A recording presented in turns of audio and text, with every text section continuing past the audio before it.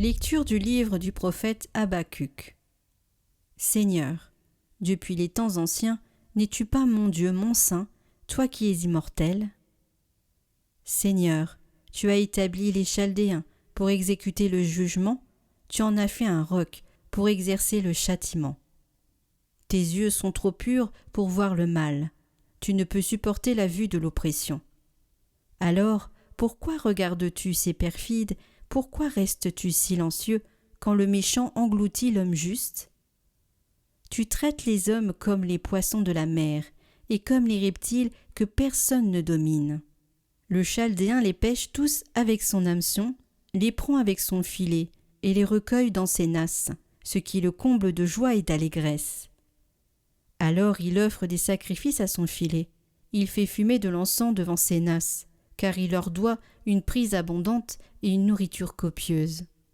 N'arrêtera-t-il pas de vider son filet, de massacrer sans pitié des nations? Je vais me tenir à mon poste de garde, rester debout sur mon rempart, guetter ce que Dieu me dira, et comment il répliquera à mes plaintes. Alors le Seigneur me répondit: Tu vas mettre par écrit une vision clairement sur des tablettes, pour qu'on puisse la lire couramment, car c'est encore une vision pour le temps fixé. Elle tendra vers son accomplissement et ne décevra pas. Si elle paraît tarder, attends-la. Elle viendra certainement sans retard. Celui qui est insolent n'a pas l'âme droite, mais le juste vivra par sa fidélité.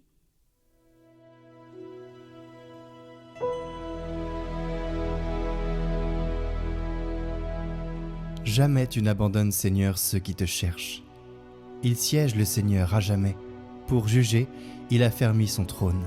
Il juge le monde avec justice et gouverne les peuples avec droiture. Qu'il soit la forteresse de l'opprimé, sa forteresse aux heures d'angoisse. Ils s'appuieront sur toi, ceux qui connaissent ton nom. Jamais tu n'abandonnes, Seigneur, ceux qui te cherchent. Fêtez le Seigneur qui siège dans Sion. Annoncez parmi les peuples ses exploits. Attentif au sang versé, il se rappelle, il n'oublie pas le cri des malheureux. Jamais tu n'abandonnes, Seigneur, ceux qui te cherchent.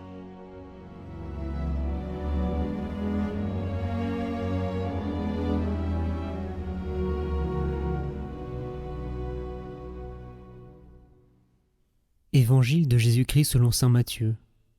En ce temps-là, un homme s'approcha de Jésus et, tombant à ses genoux, il dit : « Seigneur, prends pitié de mon fils.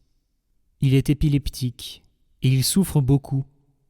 Souvent il tombe dans le feu et souvent aussi dans l'eau.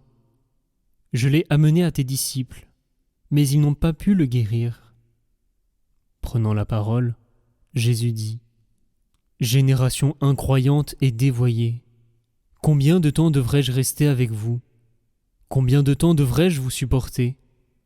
Amenez-le-moi. » Jésus menaça le démon, et il sortit de lui. À l'heure même, l'enfant fut guéri. Alors les disciples s'approchèrent de Jésus et lui dirent en particulier : « Pour quelle raison est-ce que nous n'avons pas réussi à l'expulser ?» Jésus leur répond : « En raison de votre peu de foi. Amen, je vous le dis. Si vous avez de la foi, gros comme une graine de moutarde, vous direz à cette montagne : transporte-toi d'ici jusque là-bas, et elle se transportera. Rien ne vous sera impossible. »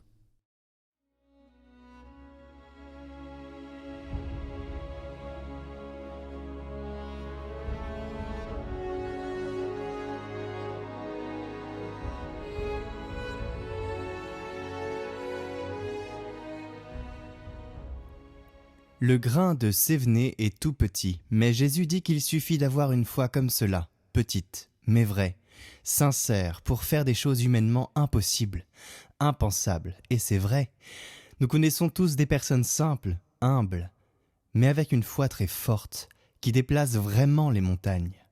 Pensons par exemple à certaines mamans et papas qui affrontent des situations très difficiles, ou à certains malades, même très graves, qui transmettent la sérénité à ceux qui vont les trouver. Ces personnes, précisément en raison de leur foi, ne se vantent pas de ce qu'elles font. Combien de gens parmi nous ont cette foi forte, humble, et qui fait tant de bien? Chacun de nous dans sa vie de chaque jour peut rendre témoignage au Christ avec la force de Dieu, la force de la foi.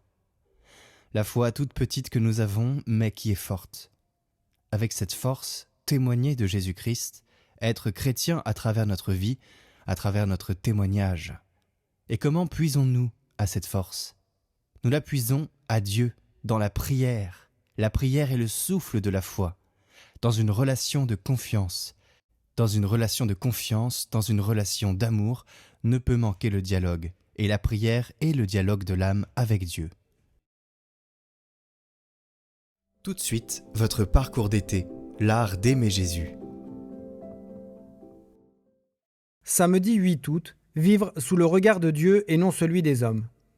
Tremblons donc lorsque nous surprenons en nous quelque désir de paraître ou d'être estimés par le monde, et lorsque le monde nous fait quelque honneur, ayons soin de ne pas nous y complaire, car de là peut sortir notre ruine. Saint François d'Assise avait pleinement raison de dire « Je suis exactement ce que je suis aux yeux de Dieu, et pas davantage. » Que sert-il d'être en grande estime auprès des hommes si devant Dieu nous sommes vils et méprisables? Par contre, qu'importe les mépris du monde si Dieu nous regarde avec amour et complaisance? Que nous importe, s'écriait sainte Thérèse d'Avila, que les créatures nous poursuivent de leurs accusations et de leurs mépris, si à votre jugement, Seigneur, nous sommes innocents, et si votre main nous élève bien haut. Selon saint Vincent de Paul, l'envie de paraître, le désir qu'on parle de nous avec honneur, qu'on loue notre conduite, qu'on applaudisse à nos succès, qu'on trouve que nous faisons merveille, c'est là un mal qui, en nous faisant perdre Dieu de vue, peut infecter et corrompre nos œuvres les plus saintes. C'est notre plus grand ennemi, le vice le plus préjudiciable à notre progrès dans la vie spirituelle. On ne pourra donc progresser dans l'amour de Jésus-Christ qu'à la condition de faire mourir totalement en soi l'attachement à la propre estime. Voilà l'indispensable moyen pour nous mettre en faveur auprès de Dieu, nous garder contre l'envie de paraître et de gagner les bonnes grâces des créatures. Saint Alphonse nous parle aujourd'hui d'un grand danger pour le salut de l'âme, les honneurs et la gloire de ce monde. En effet, ils sont de grands dangers pour l'âme lorsqu'ils sont recherchés pour eux-mêmes. Combien d'hommes ont accepté de perdre leur âme pour gagner cette gloire mondaine? Pensons avant tout au salut de notre âme. Ne tombons pas dans ce piège infernal. Soyons plutôt prêts à perdre les honneurs et la gloire du monde. Soyons prêts à tout perdre pour gagner notre ciel. Jésus nous a montré le chemin. Il fuyait quand on voulait faire de lui un roi temporel. Il n'était pas venu pour la gloire de ce monde, mais pour la gloire du ciel, pour la gloire de son Père. On raconte que sainte Élisabeth de la Trinité, dans son adolescence, très douée pour le piano, se préparait à participer à une audition. La veille, sentant que ses talents pouvaient devenir source d'orgueil, elle fit cette prière. « Seigneur, si je dois en tirer une vaine gloire, ne permettez pas que je participe à cette audition de piano. » Le lendemain matin, elle se lève avec une telle rage de dents qu'il lui était absolument impossible de participer à cette audition. Elle avait été exaucée. Prenons exemple sur sainte Élisabeth et fuyons les honneurs de ce monde qui nourrissent l'amour-propre et nous détournent de l'amour de Dieu. Recherchons non pas les honneurs de ce monde, mais avant tout de plaire au Seigneur. Aujourd'hui, je fais un examen de conscience pour relever les circonstances dans lesquelles je suis plus attentif au regard des hommes qu'au regard de Dieu, et je cherche un moyen concret pour changer cela. Prions avec saint Alphonse pour demander à Dieu la grâce de vivre à chaque instant sous son regard. Ô Dieu de tout amour, ô Seigneur des cieux d'en haut, vos traits sont si doux, si gracieux à regarder qu'un seul regard serait une béatitude ineffable. Vous êtes béni, vous êtes le seul, l'unique qui peut combler mon cœur de son amour. Ô beauté suprême et splendeur infinie, ô source intarissable et océan de délices, ô vie qui me fait vivre ma véritable vie d'en haut, je vous donne, Seigneur, mon amour tout entier. Amen.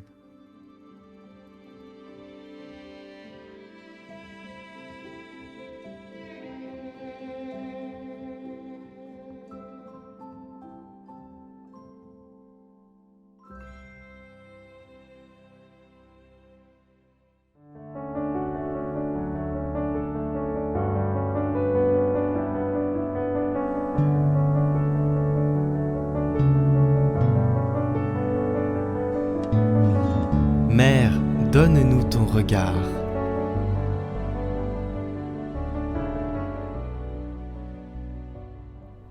Au nom du Père, du Fils et du Saint-Esprit. Amen. Deuxième jour, la pauvreté.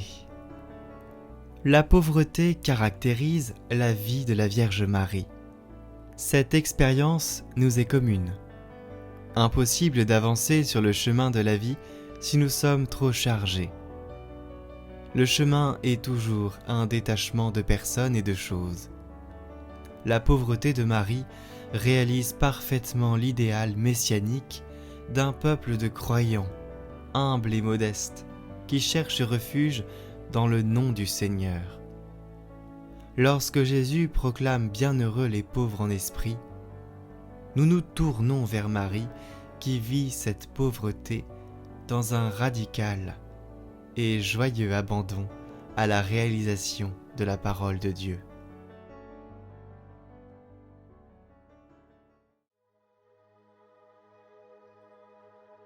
Seigneur Dieu, tu regardes les humbles et les pauvres avec amour, et tu leur donnes de révéler la présence de ton Fils. Accorde-nous, par ton Esprit, de visiter nos frères et de partager avec eux la joie des humbles, par le Christ notre Seigneur, qui vit pour les siècles des siècles.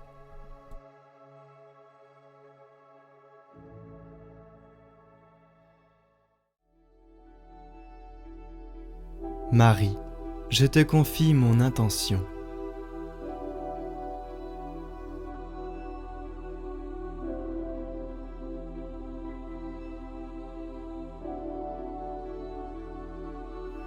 Je te confie aussi la prière de mes frères et sœurs qui te prient à mes côtés avec cette neuvaine.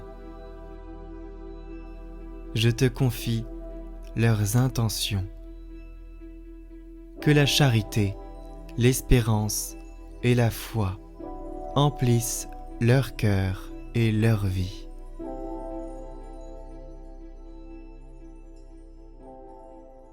Je vous salue Marie, pleine de grâce, le Seigneur est avec vous.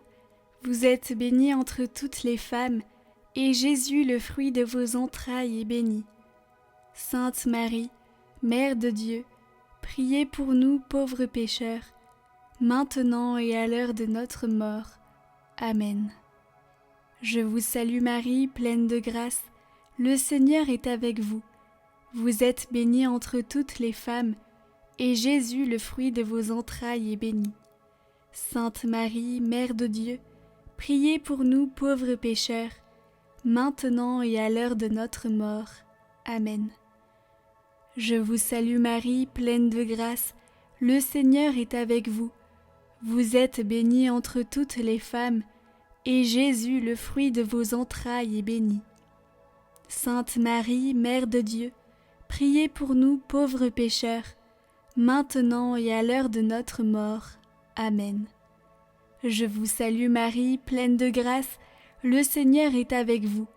Vous êtes bénie entre toutes les femmes, et Jésus, le fruit de vos entrailles, est béni. Sainte Marie, Mère de Dieu, priez pour nous pauvres pécheurs, maintenant et à l'heure de notre mort. Amen. Je vous salue Marie, pleine de grâce, le Seigneur est avec vous. Vous êtes bénie entre toutes les femmes, et Jésus, le fruit de vos entrailles, est béni. Sainte Marie, Mère de Dieu, priez pour nous pauvres pécheurs, maintenant et à l'heure de notre mort. Amen. Je vous salue Marie, pleine de grâce, le Seigneur est avec vous. Vous êtes bénie entre toutes les femmes, et Jésus, le fruit de vos entrailles, est béni. Sainte Marie, Mère de Dieu, priez pour nous pauvres pécheurs, maintenant et à l'heure de notre mort. Amen. Je vous salue Marie, pleine de grâce, le Seigneur est avec vous. Vous êtes bénie entre toutes les femmes, et Jésus, le fruit de vos entrailles, est béni. Sainte Marie, Mère de Dieu, priez pour nous pauvres pécheurs, maintenant et à l'heure de notre mort. Amen. Je vous salue Marie, pleine de grâce, Le Seigneur est avec vous. Vous êtes bénie entre toutes les femmes, et Jésus, le fruit de vos entrailles, est béni. Sainte Marie, Mère de Dieu, priez pour nous pauvres pécheurs, maintenant et à l'heure de notre mort. Amen. Je vous salue Marie, pleine de grâce, le Seigneur est avec vous. Vous êtes bénie entre toutes les femmes, et Jésus, le fruit de vos entrailles, est béni. Sainte Marie, Mère de Dieu, priez pour nous pauvres pécheurs, maintenant et à l'heure de notre mort. Amen. Je vous salue Marie, pleine de grâce, le Seigneur est avec vous. Vous êtes bénie entre toutes les femmes, et Jésus, le fruit de vos entrailles, est béni. Sainte Marie, Mère de Dieu, priez pour nous pauvres pécheurs, maintenant et à l'heure de notre mort. Amen. Gloire au Père et au Fils et au Saint-Esprit, comme il était au commencement, maintenant et pour les siècles des siècles. Amen.